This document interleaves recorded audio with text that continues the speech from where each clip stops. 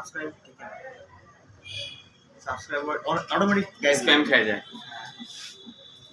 তাহলে তো লাভ নেই, কাস্টমারকে খালি ধরায় দেওয়া। মানে আমিও করছিলাম তো, একজনকে সাবস্ক্রাইব মনিটাইজেশন করাই দিছিলাম, তারপরে কি আর হবে, ওর ফের ভিউ হয় না, তো ভাই এগুলা তো স্প্যাম খাচ্ছে।